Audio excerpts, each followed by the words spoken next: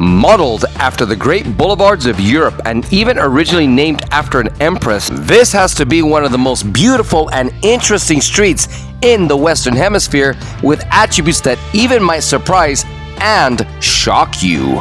Not to mention that this tree and skyscraper-lined boulevard is one of the busiest in the Americas. The energy here is truly representative of the largest city on the continent.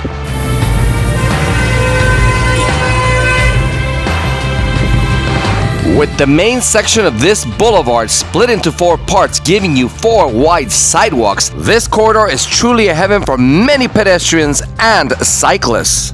As you take a stroll down this majestic boulevard, you run into many roundabouts containing beautiful monuments representing the pride and culture of this country. On this stroll, you will likely run into one of the largest entertainment districts in the city. To top it all off, this boulevard goes right through one of the largest urban parks in the world that is home to what is supposedly the only true castle in the Americas, right in the middle of the city. Now tell me, how cool is that? With so much to see and do, including a lot of art, many restaurants, bars and stores, and so much more, this boulevard truly is a destination in and of itself. So join me as we take a nighttime stroll down Paseo Reforma, which has to be one of the most unique boulevards in the world, and even end up in an adjacent affluent area, which is also home to one of the most interesting museums you will ever see. We begin with a recap of the last episode where we discovered one of the largest Chinatowns in Latin America.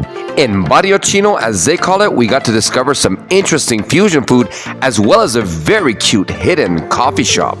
And then we got to discover one of the most iconic historic monuments of this country that you can enter to see a very interesting museum about this structure, and then go to the top to enjoy some of the most amazing views you will ever see of this city.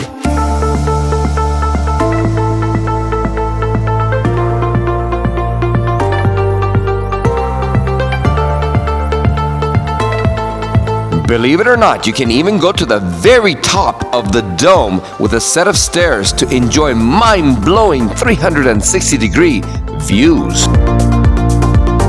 And finally, when it was time to leave this monument, I begin my epic stroll on one of the most well-planned and aesthetically beautiful boulevards in the Western Hemisphere. Alright guys, we're starting our walk on Paseo Reforma. I call this the Champs-Élysées of Mexico and Latin America in general, because from what I understand, this was built basically kind of to imitate the beauty of Champs-Élysées, and it is quite a beautiful boulevard. There's a lot of businesses, a lot of restaurants, cafes, 2-story buses, a lot of bike racks, a lot of people riding bikes, and it's divided into 4 parts. The main part, 2 sides on the main part, and then 2 sides on the minor parts next to the sidewalk. And the sidewalks are wide to promote pedestrian traffic, as it should be in major cities. So practically every day there's always a lot of people here. I absolutely adore this part of Mexico and the capital. As we make this long walk into the night, you will notice a lot of construction, being that this country is going through a massive skyscraper boom. Also, being that Mexico City is the political and cultural heart of the country, you will likely see promotions of the many other beautiful parts that you can visit in this nation.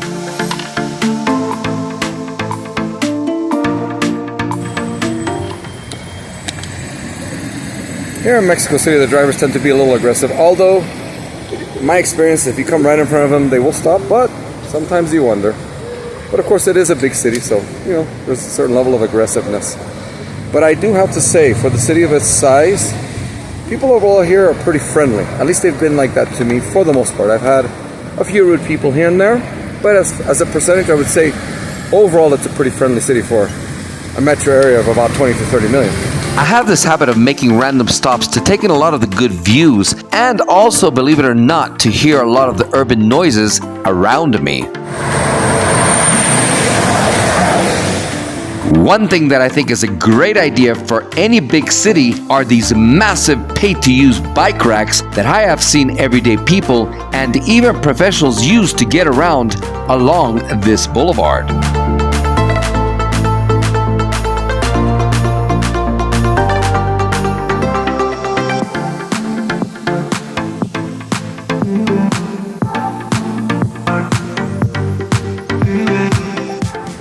I love these massive chairs, or couches, whatever you want to call it, benches. They look like royalty, made out of what looks like to be stone.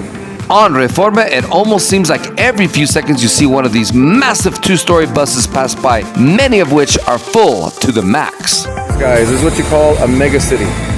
Bus after bus, one story, two story, all full of people. Mexico City is a very artistic city, and this can be noted in various locations on this boulevard.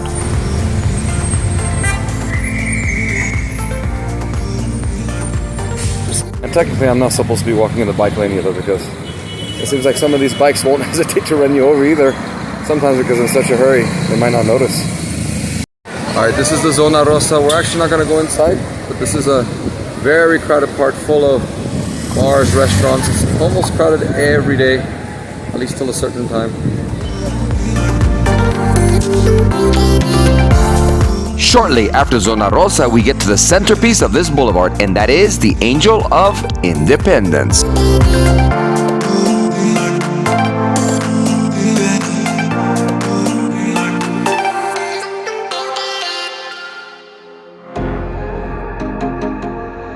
Completed in the early 1900s, this monument commemorates the centennial of the beginning of the War of Independence for this country.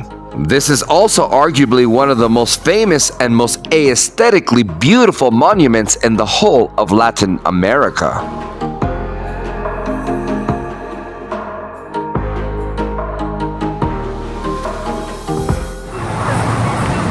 Alright guys, check out how many buses in a row.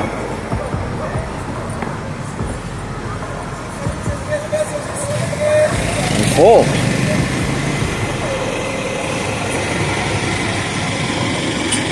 We are about to run into one of the most interesting parts of this walk, so stay tuned.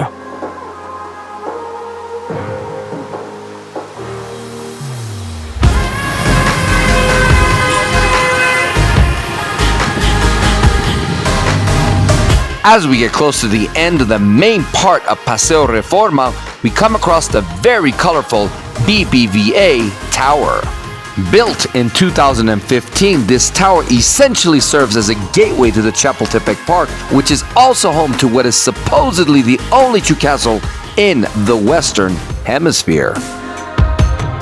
We take one last look at this beautiful tower, as well as its sisters across the street, the Ritz-Carlton, Torre Mayor, and Torre Reforma, before moving on to Polanco, which is an adjacent affluent area, just to give you an idea how some of the wealthiest people in the city live.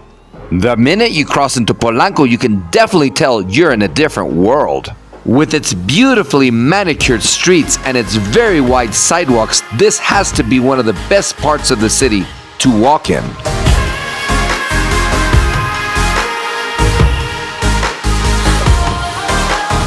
This area is full of so many upscale restaurants, bars, and shops of so many different kinds.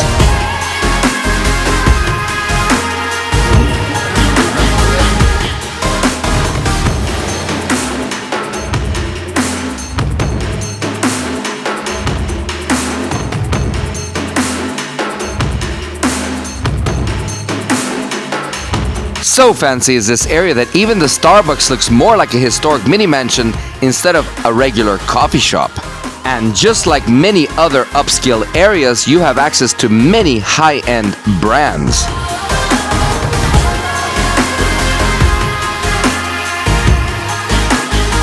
When one visits the beautiful parts of this country, and there are many, one often ends up with this feeling.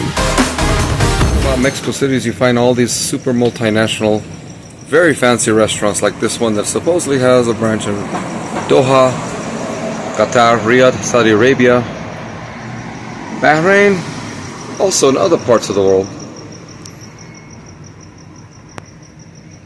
The thing about Polanco is you see beautiful restaurants and bars everywhere.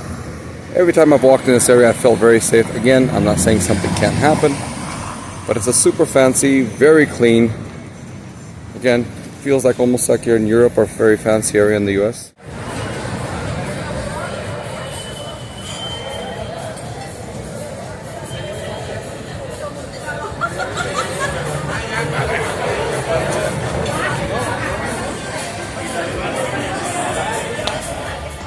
This is a very dense area with so much to see and do, and is even home to a lot of very prominent brand names in technology, such as Tesla and even the Chinese Huawei.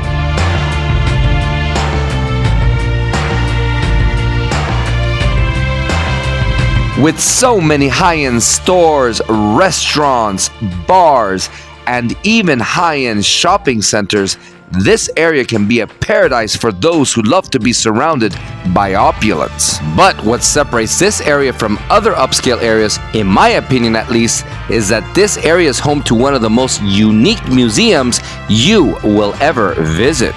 This museum was built by one of the wealthiest men on this planet in honor of his wife, who passed away. The Somaya Museum is one of the most visited museums in the Americas, so join me on the next episode as we discover this magnificent place.